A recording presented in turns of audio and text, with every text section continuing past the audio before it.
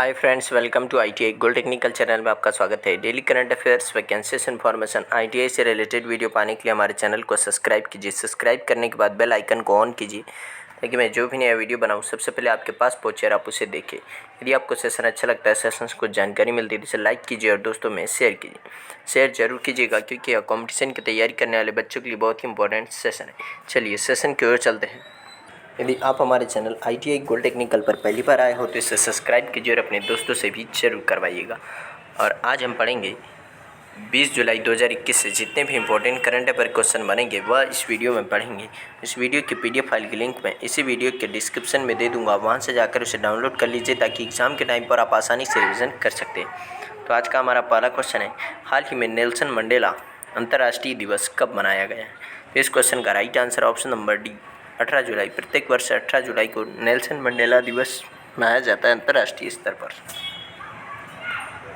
संयुक्त राष्ट्र के द्वारा प्रत्येक वर्ष 18 जुलाई को नेल्सन मंडेला अंतर्राष्ट्रीय दिवस के रूप में मनाया जाता है। यह दिन अंतर्राष्ट्रीय स्तर पर लोकतंत्र के लिए संघर्ष और दुनिया भर में शांति की संस्कृति को बढ़ावा देने नेल्सन मंडेला के योगदान को सम्मानित करने के लिए मनाया जाता है। नेल्सन मंडेला दिवस सभी के लिए कार्रवाई करने और परिवर्तन को प्रेरित करने का अवसर होता है। नेल्सन मंडेला का जन्म 18 जुलाई 1918 को दक्षिण अफ्रीका के ट्रांसकेई में नेल्सन रोलिन्हला मंडेला के रूप में हुआ था। उनकी मां नोनकाफी नोसेकेनी और पिता नकोशी माफाकानिस्वा गडला मंडेला थे।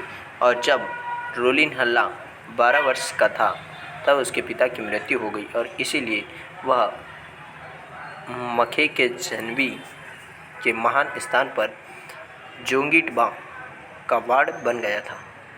और मंडेला ने 1999 में राजनीति से संन्यास ले लिया, लेकिन 5 दिसंबर 2013 को शांति के वैश्विक परोपकार बने रहे और मंडेला का जोहान्सबर्ग में उनके घर पर निधन हो गया। इस क्वेश्चन का right answer option number D. चलिए नेक्स्ट क्वेश्चन की ओर चलते हैं। नेक्स्ट क्वेश्चन है, हाल ही में किस राज्य सरकार ने नई EV नीति 2021 लॉन्च की है? इस क्वेश्चन का राइट आंसर है option number C, Maharashtra. Maharashtra राज्य ने नई EV नीति 2021 लॉन्च की है।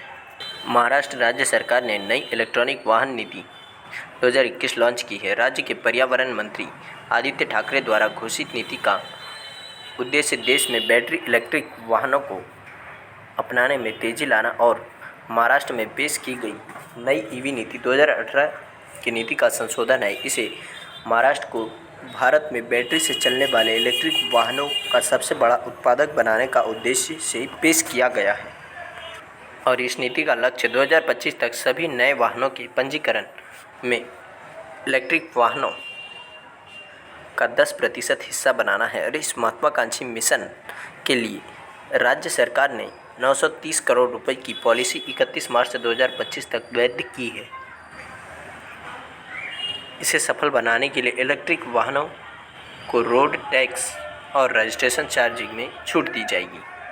महाराष्ट्र के राज्यपाल है भगत सिंह कोश्यारी और इसकी राजधानी है मुंबई, जिसे देश की आर्थिक राजधानी भी कहा जाता है। और महाराष्ट्र के मुख्यमंत्री है उद्धव ठाकरे जी। इस क्वेश्चन का right answer option number C. चलिए नेक्स्ट क्वेश्चन की ओर चलते हैं। नेक्स्ट क्वेश्चन है, हाल ही में भारत की कितने प्रतिशत टाइगर रेंज संरक्षित क्षेत्रों से बाहर हो गई है? इस क्वेश्चन का राइट आंसर ऑप्शन नंबर ए 35% टाइगर रेंज संरक्षित क्षेत्रों से बाहर हो गई है।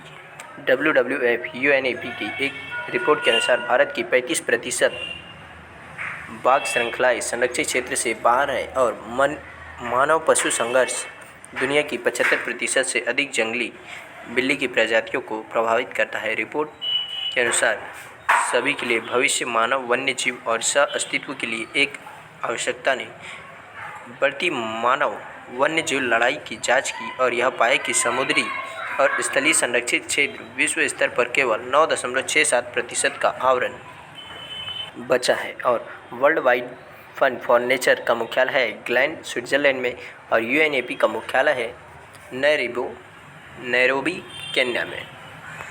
इस क्वेश्चन का राइट आंसर ऑप्शन नंबर ए। चलिए नेक्स्ट क्वेश्चन की ओर चलते हैं। नेक्स्ट क्वेश्चन है, हाल ही में द इंडिया स्टोरी नामक पुस्तक किसने लिखी है? तो इस क्वेश्चन का राइट आंसर है ऑप्शन नंबर ए बीमल जालान। बीमल जालान ने यह पुस्तक लिखी है द इंडिया स्टोरी। यही बुक लिखी है बीमल जालान ने, द इंडिया स्टोरी। और बीमल जालान आरबीआई के पूर्ण गवर्नर हैं।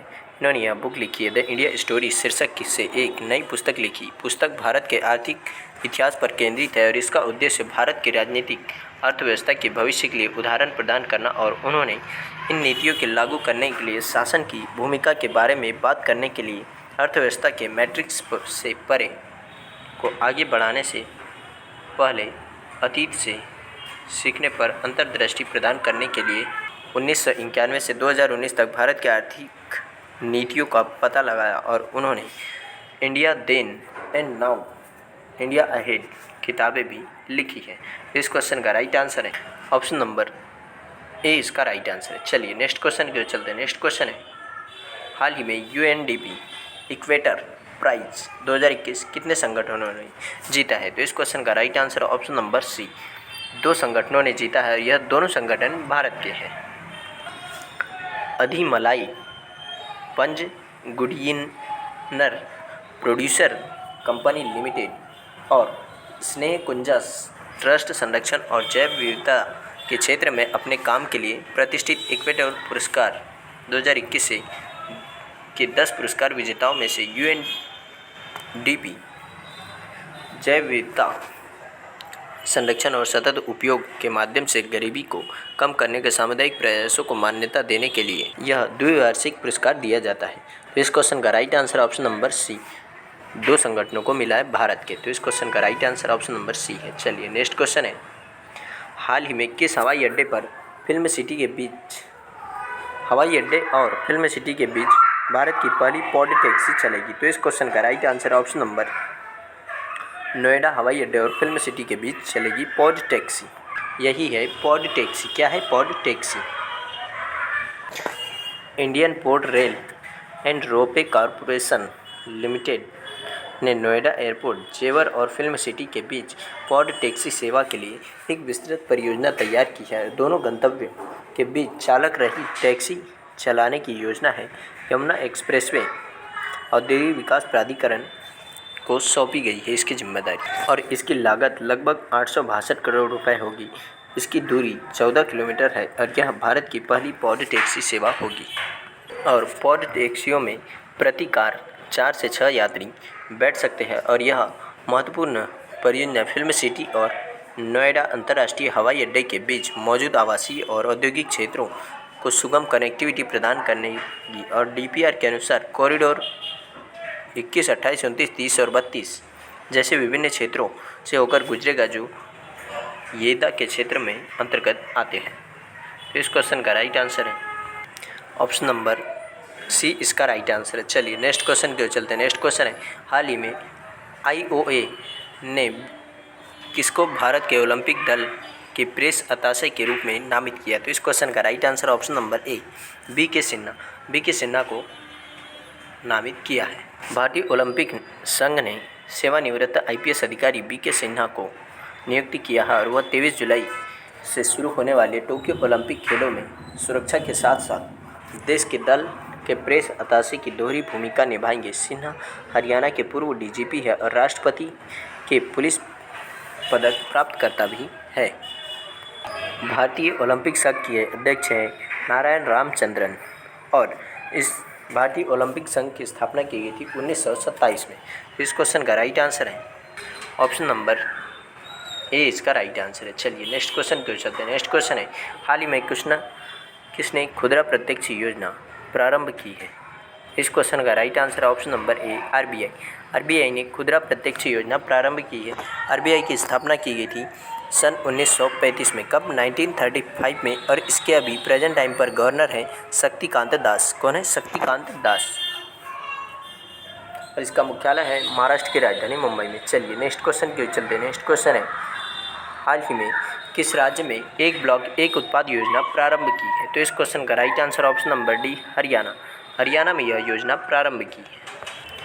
हरियाणा सरकार जल्द ही एक ब्लॉक एक उत्पाद योजना ग्रामीण क्षेत्रों में छोटे उद्योगों को प्रोत्साहित करने और बढ़ावा देने के लिए शुरू करेगी और इस योजना के तहत राज्य सरकार राज्य के हर ब्लॉक को किसी न किसी औद्योगिक क्षेत्र की दृष्टि से जोड़ने की योजना बना रही है और सरकार इस योजना पर तेज़ी से काम कर रही है। हरियाणा की राजधानी है चंडीगढ़ और चंडीगढ़ पंजाब की भी राजधानी चंडीगढ़ है और चंडीगढ़ एक खुद केंद्र शासित प्रदेश है। इसकी राजधानी भी चंडीगढ़ है। चंडीगढ़ के राज्यपाल है बंडारू दत्तात्रेय और मुख्यमंत्री है मनोहर लाल खट्टर जी। तो इस क्वेश्चन का राइट आंसर है ऑप्शन नंबर डी, इसका राइट आंसर है। चलिए नेक्स्ट क्वेश्चन पे चलते हैं। नेक्स्ट क्वेश्चन है, हाल ही में किस आईआईटी ने एनपी ड्राइवर नामक एआई एल्गोरिथम विकसित किए? इस क्वेश्चन का राइट आंसर है ऑप्शन नंबर सी, इसका राइट आंसर है। आईआईटी मद्रास ने यह विकसित की है एल्गोरिथम। भारतीय प्रौद्योगिकी संस्थान आईआईटी मद्रास के शोधकर्ताओं ने कोशिकाओं में कैंसर पैदा करने वाले परिवर्तनों की पहचान करने के लिए एनपी ड्राइवर नामक एक आर्टिफिशियल इंटेलिजेंस आधारित गणितीय मॉडल विकसित किया है। यह एल्गोरिथम कैंसर की प्रगति के लिए जिम्मेदार आनुवंशिक परिवर्तनों को इंगित करने के लिए डीएनए संरचना का लाभ उठाने के लिए एक अपेक्षाकृत अस्पष्टीकृत तकनीकी का उपयोग करता है, जिससे वर्तमान पद्धतियों में का उपयोग करना मुश्किल है। इन परिवर्तनों के अंतर्निहित तंत्र को समझने से रोगी के लिए सटीक ऑन्कोलॉजी नामक दृष्टिकोण में सबसे उपयुक्त उपचार रणनीति की पहचान करने में मदद मिलेगी। तो इस क्वेश्चन का right answer option number C. चलिए आज का सेशन यही समाप्त होता है। भी आप हमारे चैनल ITI गोल्ड टेक्निकल पर पहली बार आए हो तो इसे सब्सक्राइब कीजिए। सब्सक्राइब करने के बाद बेल आइकन को ऑन कीजिए ताकि जो भी नया वीडियो बनाऊँ सबसे पहले आपके पास पहुँचे और आप उसे देखिए। यदि आपको सेशन अच्छा लगता है, सेशन से कुछ जानकारी मिलती है तो इसे लाइक कीजिए और दोस्तों में शेयर कीजिए। Thank you so much watching for my video. मिलते हैं नेक्स्ट सेशन में।